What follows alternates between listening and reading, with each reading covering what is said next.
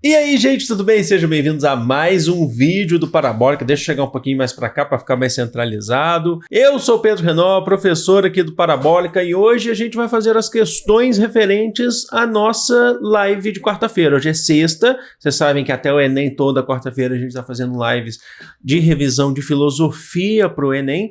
O tema da live de quarta-feira foi Platão e Aristóteles, filosofia platônica e filosofia aristotélica, e hoje a gente vai fazer aí 4 questões de Enem que cobraram, né, sobre Platão e Aristóteles, de temas que a gente falou na nossa live. Então esse é o momento para você estudar, para você parar, dar aquela relaxada. Vou até tomar uma água aqui. Vamos lá. Para a gente ver como que estão essas questões. Então já se inscreve no canal se ainda não for inscrito, curte esse vídeo para ajudar o canal a crescer. Tem história do Brasil, história geral, filosofia, sociologia, tem muito conteúdo completo para o Enem e demais vestibulares. Meu link da Twitch também é o primeiro da descrição. Acho que é importante, vou deixar também no comentário fixado, porque tanto as nossas lives de revisão a gente preparou na Twitch ao vivo, eu disponibilizei conteúdo para o pessoal, e também esses exercícios eu já respondi lá na Twitch com o pessoal que estava me acompanhando quando eu estava selecionando. Eu selecionei lá e respondi.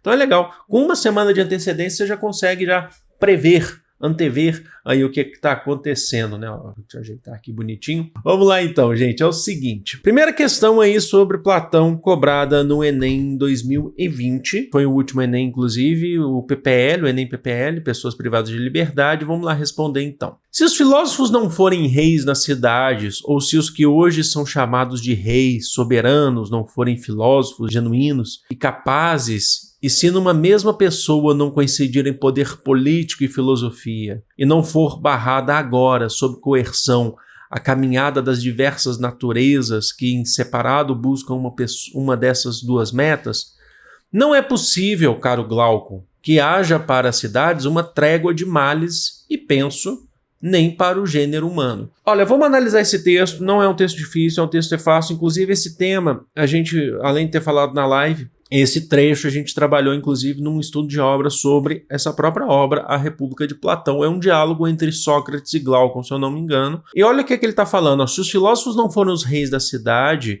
ou se os que hoje são chamados de reis soberanos não forem filósofos genuínos e capazes, aí ele fala, os filósofos, se eles não forem os reis da cidade, se eles não forem os governantes, entendam reis não como o rei, porque ele está falando em Atenas, rei no sentido de ser governante, em geral, tá bom? É importante saber isso, os conceitos são interessantes de se trabalhar.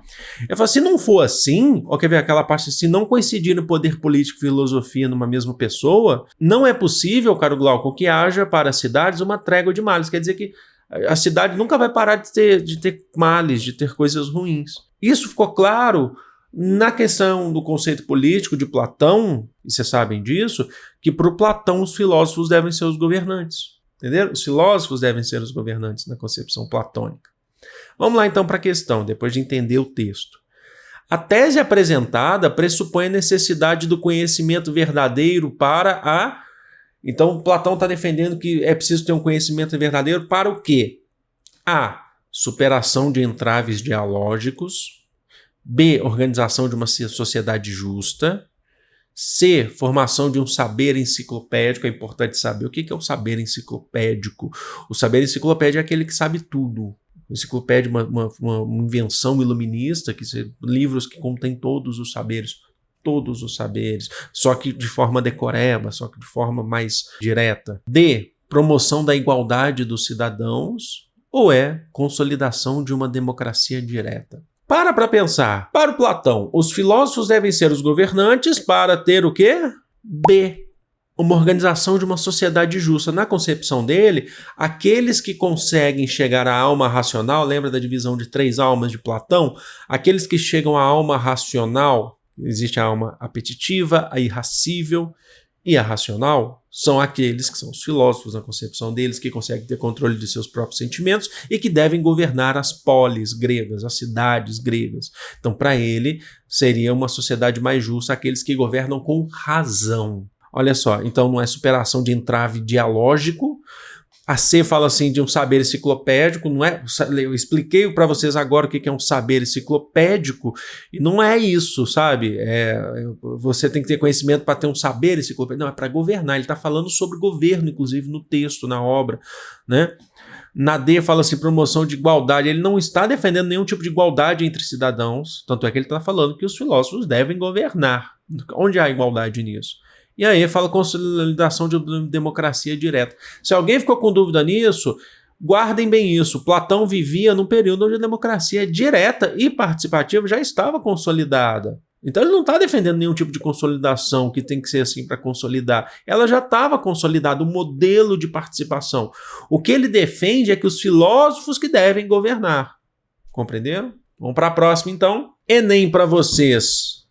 2020 também, só que sem ser o PPL, a gente está falando agora do Enem tradicional, uma questão sobre Aristóteles. Mais ou menos na mesma linha de que a gente vê essa de Platão, só que tentando entender a concepção política, a concepção de organização de Aristóteles. Vemos que toda cidade é uma espécie de comunidade, e toda comunidade se forma com vistas a algum bem, pois todas as ações de todos os homens são praticadas com vistas ao que lhe parece um bem. Se todas as comunidades visam algum bem, é evidente que a mais importante de todas elas, e que inclui todas as outras, tem mais que todas este objetivo e visa ao mais importante de todos os bens. que Aristóteles, lá na obra política de Aristóteles, a gente já cansou de falar aqui, o que Aristóteles está falando aí? Ele está falando que toda a sociedade, comunidade, cidade é uma espécie de comunidade que todas elas quer um bem. Você quer um bem para você. Por mais que às vezes na concepção de outras pessoas isso não é o bem, você está querendo o bem, certo? Você acha que o certo é esse, é fazer o bem, é o que Aristóteles está falando. No fragmento, Aristóteles promove uma reflexão que associa dois elementos essenciais à discussão sobre a vida em comunidade. Então, dois elementos. No fragmento, Aristóteles promove uma reflexão que associa dois elementos essenciais à discussão sobre a vida em comunidade, a saber. Quais são esses dois elementos? A diz assim, ética e política, pois conduzem à eudaimonia. B, retórica e linguagem, pois cuidam dos discursos na ágora, praça, mercado, isso que é a ágora. C, metafísica e ontologia, pois tratam da filosofia primeira. D, democracia e sociedade, pois se refere às relações sociais. E geração e corrupção, pois abarcam o campo da physis enquanto natureza, física, natureza. Essa você tem que saber, todas na verdade, tem que saber o que o Aristóteles pensa sobre conceitos aí de uma comunidade, de uma sociedade. A gente falou isso lá na nossa revisão, inclusive, né? No fragmento, Aristóteles promove uma reflexão que associa dois elementos essenciais à discussão sobre a vida em comunidade, a saber, a alternativa correta, A, ética e política, pois conduzem à eudaimonia. Vamos destrinchar isso aqui. Segundo Aristóteles, ética é busca por felicidade individual. A ética é você buscar a sua felicidade individual. E como que se busca essa felicidade individual? Se busca essa felicidade através do sumo bem. O que é o sumo bem? É a justa medida, viver em equilíbrio, sem exageros, sem excessos. Assim, você tendo uma vida regrada, você chega na felicidade, individualmente. Enquanto que política já é um valor coletivo na concepção aristotélica. A política deve fazer o bem para todos. Se a ética é você procurar o seu bem, a política deve fazer o bem para todos. Olha o que o texto está falando para a gente. A comunidade tem que buscar o bem. O pessoal é a ética, o coletivo é a política. Aí fala assim, tem um conceito aqui, que a gente já falou várias vezes em aulas de filosofia aqui. Pois conduzem à eudaimonia. A eudaimonia, o que é? Leveza no espírito, paz de espírito, viver bem, a felicidade. Unindo esses dois fatores, a sua busca por felicidade individual, mais a busca pelo bem coletivo, que é a política, vamos viver bem o espírito, viver, livres de espírito, tranquilos, é isso. Compreenderam? Então não é retórica de linguagem, como diz a B, A metafísica e ontologia não é o debate que Aristóteles está fazendo aqui. Esse aqui é um debate sobre ética e política. O debate de metafísica do Aristóteles é outro, é o debate sobre a teoria das causas, é outro debate. Não confundir, Aristóteles ele vai por vários campos, assim como Platão. A democracia e sociedade, pois referem às relações sociais. Ele não está discutindo a democracia, ele está discutindo o funcionamento de uma cidade, de buscar o bem, por isso. E geração e corrupção. Corrupção aí estragou tudo também, né? O que seria geração? Né? Então, soube disso, tem que saber disso de Aristóteles, gente. Não tem como, tem que saber isso mesmo, tá? Vamos para a próxima. Classicona. Agora já um Enem um pouco mais atrás, tem outros Enems, tá? Aristóteles e Platão geralmente são cobrados quase todo Enem. É que eu busquei agora uma questão um pouco mais atrás, porque eram as que eu queria, que eu tive em mente, tá? Mas vamos lá. Aí nós temos aí a pintura do Rafael Sanzio, na Escola de Atenas, ou Academia de Atenas, que está no Vaticano. É um afresco, né, do Rafael Sanzio. Aqui só tem um recorte, aqui no meio, no centro, você tem a figura de Platão e de Aristóteles. Vocês sabem que é um discípulo de outro, foi discípulo, né? Acho que é errado você só limitar o Aristóteles a ser discípulo de Platão e pronto, é só aquilo. Porque ele foi discípulo de fato, ele foi um estudante da Academia de Atenas, mas a obra dele é muito maior do que a gente limitar, sabe? Reduzir isso. Assim como Platão em relação a Sócrates, a obra gigantesca. No centro da imagem, o filósofo Platão é retratado apontando para o alto. Tá assim, ó, tá vendo? Este gesto significa que o conhecimento se encontra em uma instância na qual o homem descobre o quê? Esse gesto é uma instância na qual o homem descobre o quê? Reparem que tem o Aristóteles do lado, é legal para você fazer a referência. Indiretamente, é porque o Aristóteles está do lado ali na Academia de Atenas. Indiretamente, você está pensando em Aristóteles nessa questão, apesar dessa questão cobrar Platão. Porque é sempre legal você fazer a diferenciação, o que Platão pensa e o que Aristóteles pensa. Porque são o oposto, sabe? Eu acho muito legal isso. Então esse gesto encontra-se numa instância a qual o homem descobre o quê? A suspensão do juízo como a reveladora da verdade. Eu falei isso em live na Twitch. Eu faço questão de falar aqui para vocês, porque aqui a gente tem que entender tudo. Quando a gente fala em suspensão de juízo, muitos filósofos falam sobre isso. O Kant fala sobre isso, sabe? Debate sobre suspensão de juízo. O que é suspensão de juízo? É suspender, abolir os seus valores, por exemplo, sabe? Para buscar a verdade, então você tem que suspender, abolir os seus valores, tudo que você já entendeu, tudo que você já passou, tudo que você já aprendeu, a sua moral, certo? Seria isso, suspensão do juízo. B, uma realidade inteligível por meio do método dialético. C, salvação da condição mortal pelo poder de Deus. D, essência das coisas sensíveis no intelecto divino. E ordem intrínseca ao mundo por meio da sensibilidade. Se vocês estão ligados sobre Platão e principalmente a diferenciação entre Platão e Aristóteles, vocês já vão saber que a alternativa correta nessa questão é a alternativa B de bola. Realidade inteligível por meio do método dialético. O que Platão dizia? Que a realidade ela está no mundo das ideias. Lembra que aqui na Terra é uma cópia imperfeita, o mundo sensível é uma cópia imperfeita do real. E o real é o quê? É o mundo inteligível.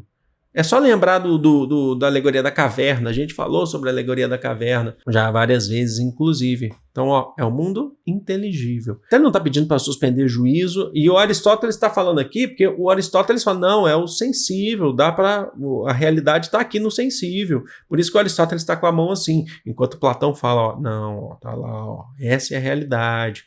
A gente passa por amnésia quando chega aqui. A gente tem que relembrar tudo. E tudo que tem aqui é imperfeito, porque a verdadeira é lá. Então, ó, não é suspensão de juízo. O que colocou Deus aí também já tirou, não é esse o debate, tá? Salvação da condição mortal pelo poder de Deus. Tanto a C quanto a D fala em essência das coisas sensíveis no intelecto divino. Divino. Não. E a E está falando que é o contrário. A E está falando assim, ordem intrínseca do mundo por meio da sensibilidade. Não é a sensibilidade, é a razão, é a ideia. É o mundo inteligível, segundo Platão. Então, beleza, gente. Eu tenho certeza que vocês estão acertando, que vocês estão se dando bem. E aí a gente vai para a nossa última, que é a minha preferida. Eu gosto muito, porque dá para abordar algumas coisas bem interessantes. Assim. Ela é transversal dentro da própria filosofia, do mundo grego. Mas dá para ir até além, se quiser. E é um Enem bem antigo, mas é um Enem que ainda está dentro dos parâmetros atuais. 2012. Vamos lá. Para Platão, o que havia de verdadeiro em Parmênides era que o objeto de conhecimento é um objeto de razão e não de sensação. E era preciso estabelecer uma relação entre objeto racional e objeto sensível, ou material, que privilegiasse o primeiro em detrimento do segundo. Lenta, adoro essa parte. Mas irresistivelmente a doutrina das ideias formava-se em sua mente. É um texto que fala de Platão e fala de Parmênides. É Platão elogiando Parmênides. Vamos lembrar, que exercício também funciona como revisão. Vamos lembrar o que Parmênides dizia. Parmênides era o cara que fazia crítica ao Heráclito de Éfeso. Você lembra disso? O Heráclito é aquele que falava assim, nada é, tudo está por vir a ser. E você está em constante transformação. Você está sempre se transformando. Tudo se transforma. Não é possível banhar-se 2 vezes no mesmo rio, porque as águas que correm são outras. Então você não pode definir aquilo quanto rio, porque já é diferente. O Pedro que começou a gravação desse vídeo já é um outro Pedro do que teve agora. Então, quem eu sou? Eu não me defino, segundo o Heráclito. E o Parmênides, ele fala assim, não, é porque o Heráclito está se preocupando mais com as coisas sensíveis, com o que ele está observando. O Parmênides olhava e falava assim, essas mudanças, elas são puramente visuais, porque a essência das coisas permanece. Então eu posso falar que é um rio, por mais que ele se modificou ao longo do tempo, porque a essência do rio está ali. E essa essência está aqui, você sabe, ela está na razão.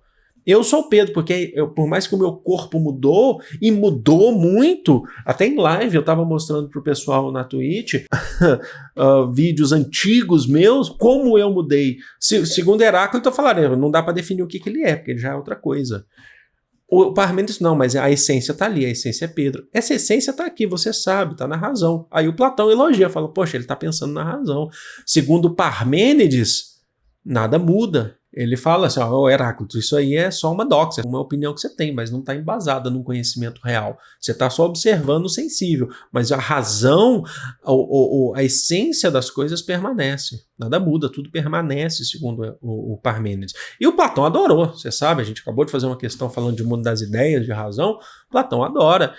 Lenta, mas irresistivelmente, a doutrina das ideias formava-se em sua mente. O texto faz referência à relação entre razão e sensação, um aspecto essencial na doutrina das ideias de Platão. Razão e sensação. É muito parecido com a outra questão que a gente fez. O tema é o mesmo, né?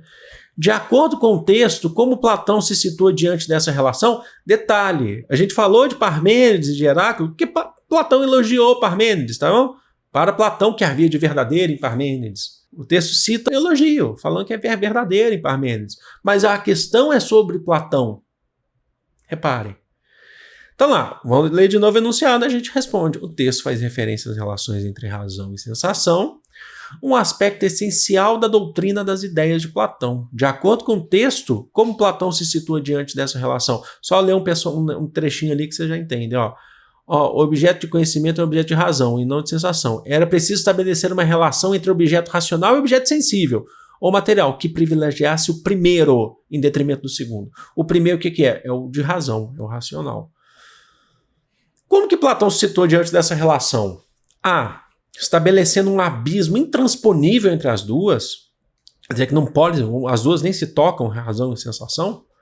B, privilegiando os sentidos e subordinando o conhecimento a eles. C, atendo-se à posição de Parmênides de que razão e sensação são inseparáveis. D, afirmando que a razão é capaz de gerar conhecimento, mas a sensação não. E rejeitando a posição de Parmênides de que a sensação é superior à razão. Lê o texto, vi que o Platão está falando que a razão tem que ser na frente da sensação. Qual que é a alternativa correta?